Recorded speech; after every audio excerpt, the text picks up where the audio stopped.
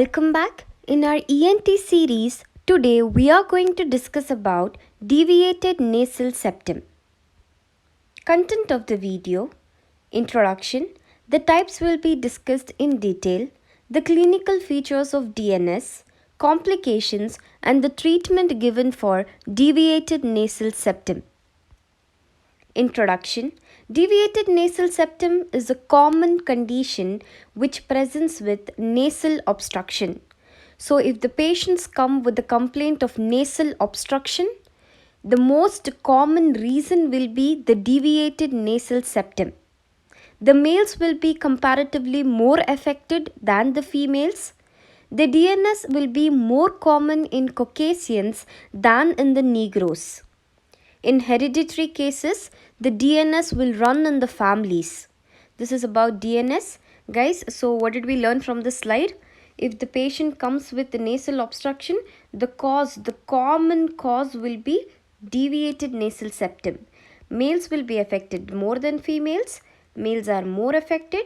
DNS is common in Caucasians, and in hereditary cases, it is going to run in families. Deviated nasal septum, the symptoms. Gross DNS does not have any complaint. You can see in the picture here, the person is having a gross DNS, but the person doesn't have any major complaints. Whereas the people with the minor DNS will complain the most. So it is kind of reverse here. If the symptoms are worst, the condition is worse, the symptoms are not going to be present. But if it is minor, the patient will complain a lot. Then the nasal obstruction. Nasal obstruction could be unilateral or bilateral. So we read that patient will come with a nasal obstruction. The nose could be blocked on either one side or both the sides. It could be unilateral or bilateral. High septal deviation will cause more nasal obstruction. You see, if the septal deviation is quite high, so if the septal deviation, if it is more on the upper side, if it is more than the high septal deviation than the lower one, it will cause more nasal obstruction. If it is affected in the higher thing, more nasal obstruction.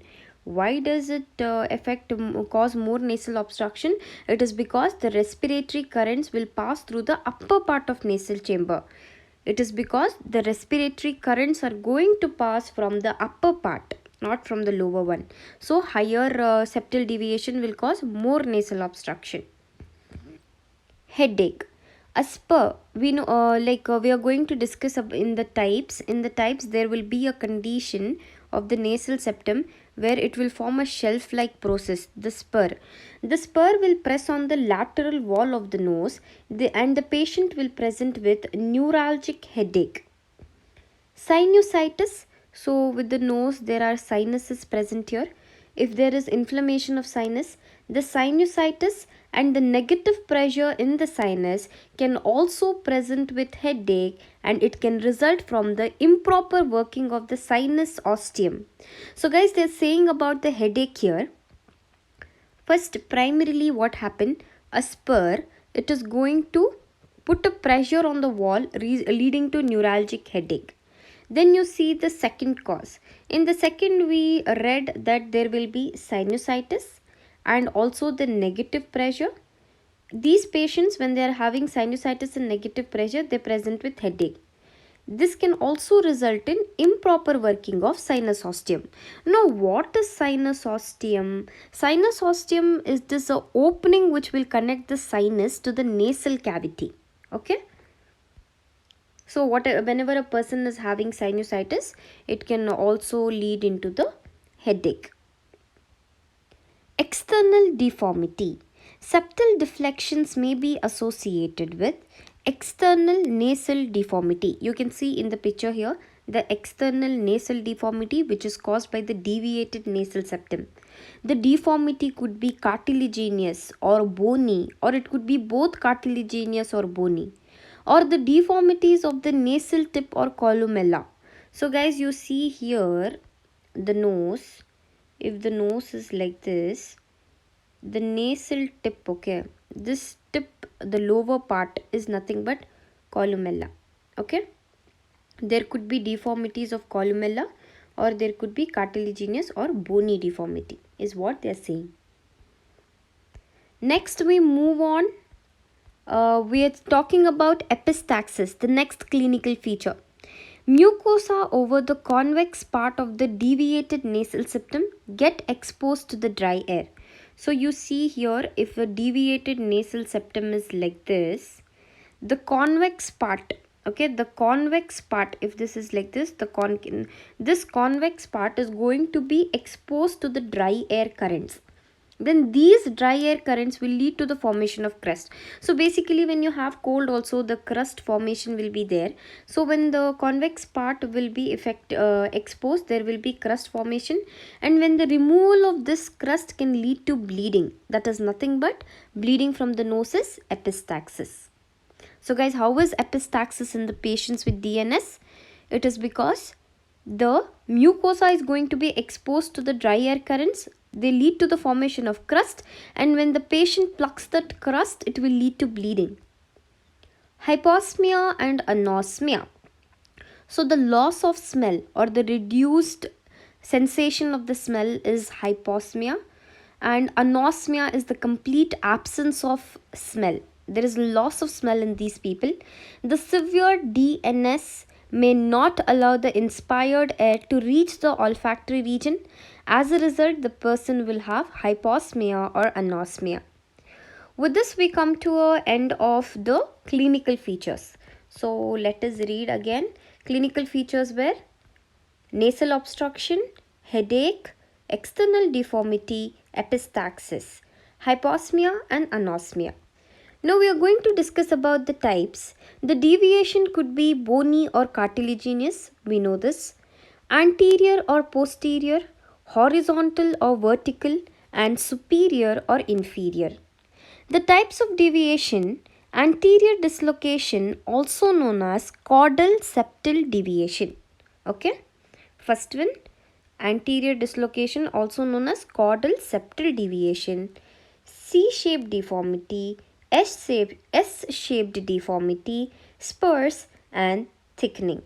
Okay, these are the types. Let us look at the picture here. The caudal or anterior deformity, then the C-shaped deformity, S-shaped deformity, septal spur and septal thickening. We'll be dealing with each one of them in detail. Anterior dislocation, caudal septal deviation. The septal cartilage is going to dislocate from the anterior nasal spine into one of the nasal cavity. So you see here, if this is the anterior nasal spine, what's happening? This is the normal septum, right? If the septal cartilage, it is dislocating from the anterior nasal spine into one of the nasal cavity. So these are the two nasal cavities, for example. Okay. So this is first nasal cavity, this is 2. If it is dislocating into one of the nasal cavity, then it is known as anterior dislocation. It is better seen at the base of the nose. So you can see at the base, the dislocation can be clearly visible at the base of the nose. C-shaped deformity. The nasal septum is going to become like an arc. You can see the arc here. Okay. It is like an arc. Okay. The nasal septum will become like an arc. On the concave side, you can see the concave side, the nasal cavity is wider. Obviously, if it is like a C-shaped deformity, the concave side is going to be wider, and it will lead to compensatory hypertrophy. As a result, there is hypertrophy of the turbinates and atrophic changes. Guys, you see here, if one side is wider, obviously as a compensatory thing, the other turbinate, you can see the turbinates here in the picture, they are going to hypertrophy, increase in the size. You can see the turbinates here, they are going to increase in the size as a compensatory mechanism. The septal blood vessels will get stretched on the convex surface. You can see the blood vessels on the convex surface are going to be stretched.